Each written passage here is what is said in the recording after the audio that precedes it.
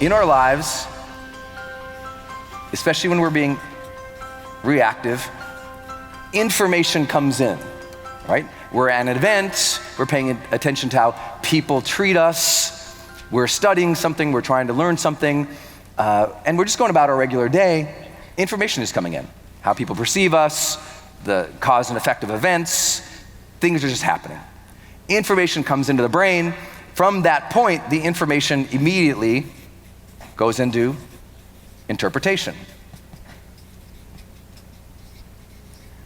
And what this usually means is interpretation in the fast reactive thing is safe, unsafe, good, bad, like it, don't like it, recognize it, don't recognize it. Been there, done that, unfamiliar, familiar, certain, uncertain, fear, safe. All these things start triggering. It's pretty unconscious and it's pretty fast. Our biases come into play. It's just that speed, spontaneous, reactive part of us. And that's not always bad. Sometimes it can be good, right? Sometimes it can be good. Interpretation can be that event, that's good for me. Or that event, that's bad for me. But usually it's like a snap judgment. Think about that. Most when we're talking about an unconscious level, it's like a snap judgment, automatic. Like you like her, don't like her. Feel safe, don't feel safe. It's very fast. Then the next level, and this is not always linear, of course, because your brain is not left brain, right brain kind of methodology. Your brain's more of a spider web of interconnectedness that is something we still don't understand. Okay? You can study everything in neuroscience and you might learn something about this lobe or that cortex region, but then only to find out that later on, a year later, like, well, actually it seems like it's also communicating over here. It's a spider web of unbelievable intelligence that's happening. And everything can be millisecond, hundreds of milliseconds of transitions between neural networks. It's unbelievably fast, unbelievably capable. So this is just for our understanding. It's not necessarily real world linear like this, but what tends to happen is as information comes in, good, bad, we also then move it to a level of, well, what does this mean to me? Identity. What does this mean to me? What does this either mean to me or what does this say about me? How does this apply to me? And if we're not conscious here, this can be really troublesome. Some of you discovered that yesterday, I bet, when you released a few things. Sometimes we have these events in our life that we take on and we just assume it meant something about us. And we didn't realize, no, that's more of a statement about them than it is about us, right? Sometimes when you're hurt or someone was rude to you, it had nothing to do with you. Raise your hand if you follow. It had nothing to do with you. But if you're not careful, you could say, mean person, unsafe, means I'm bad child. Rude behavior, uncertain about this, I must not belong. Terrible situation, I feel bad, I can never be safe again. How many follow how this happens? This is why we have to be very, very, very observational of our own thoughts and feelings, because how these things get labeled can really change our lives forever. Can really change our lives forever. From here, once we've kind of looked through that lens, and again, this can be unconscious and super speedy, but once we kind of, information comes in, good, bad, here's what it means to me, we tend to then from there set an intention. Which means, so what do I want to do with this information? Intention. What's my next action from this? Or what am I gonna do in the future because of this? And intentions can be very unhealthy too.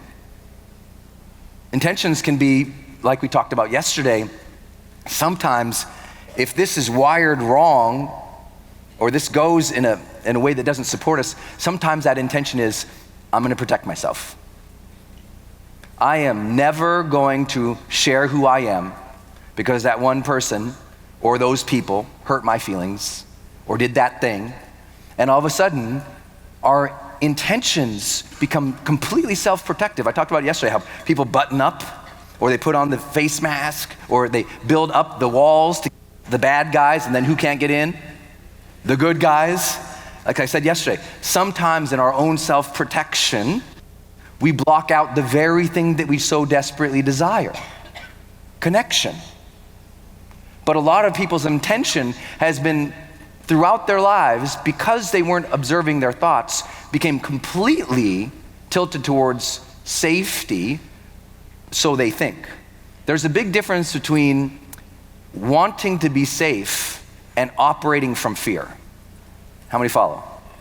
There's a very big difference. Sometimes we tell ourselves stories. Well, I'm just protecting myself. No, you're scared, and it's two different things, right? And we just have to be careful about where our intention is, because sometimes not all intentions are good. In the self-help industry, you often say, well, you have to have intention. I'm like, no, you have to have positive, conscious intention. It's different. Intention can be, mass murderers also have intention. And I don't like their intention. So intention in itself is not always positive. Some of your intentions have hurt you so bad. Intention to protect when you're not at risk. Intention to prove your point while you're at the same time wrecking your relationship. Intention to stand your ground and be firm and solid at the cost of allowing your team to collaborate and have fun at work.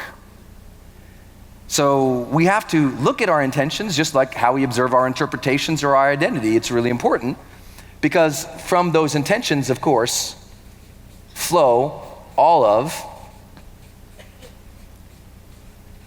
our initiative. Oh my God, I spelled that right. I-N-I. Is that right? Looks funny. Okay, that's a big word for a Montanan. And this initiative is now, what do you really go do in the world? What do you really go do? How are you really showing up? What goals are you going after? Like yesterday we talked about, the spark of motivation is ambition and expectancy. Well, guess what happens when sometimes your initiative is too small for you? Your ambition, the things you're chasing, is so small.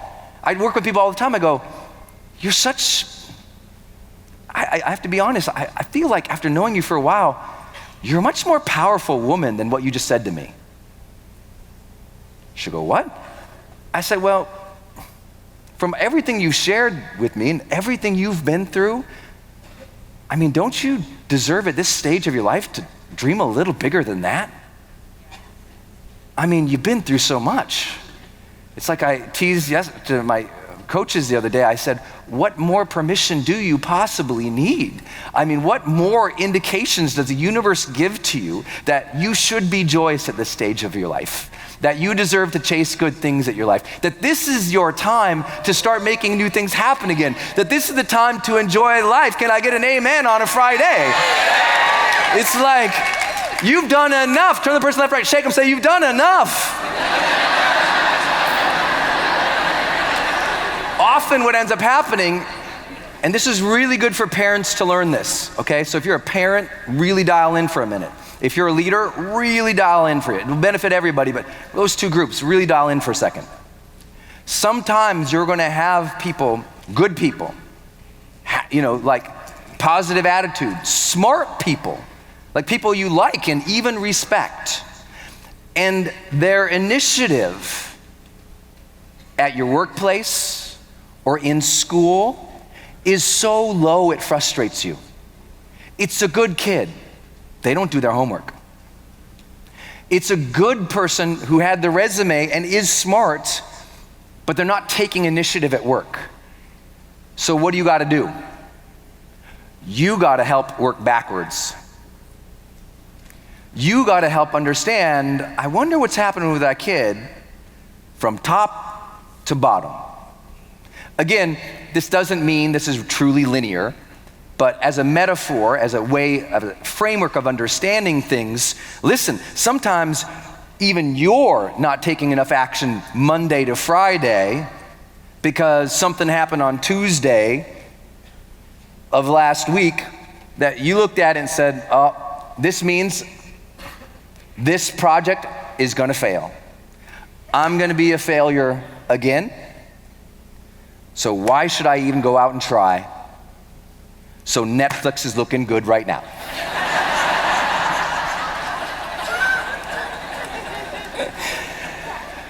Once you understand this, who likes this framework? Say, that's me. Once you understand this, you can reverse psychology yourself a little bit. Sometimes I'll be sitting there, I'm like, why am I not taking more action this week? Okay, let me think about it. Well, what was my intention this week? Oh, I forgot to have one. Bad move number one.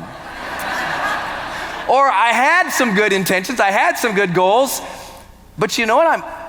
I'm kind of doubting myself this week. What's up with that?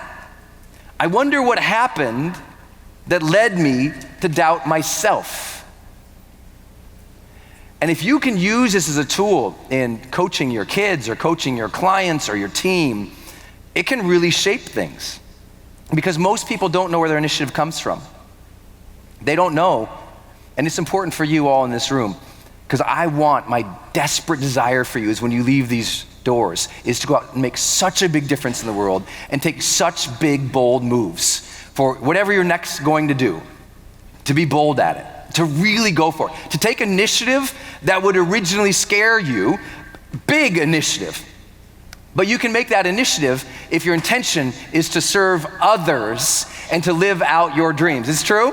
Yes. You can take that bold action if you say, I'm here, I'm ready, I deserve this, I am willing to deal with the hardships because I have the confidence in my ability to figure things out. Yes, I know that things are gonna be hard, it's gonna be difficult. Information's gonna come in that's gonna say it's not nice, but you know what I'm gonna do? Along that path, I'm gonna honor that struggle. I'm gonna bring the joy. So let's go.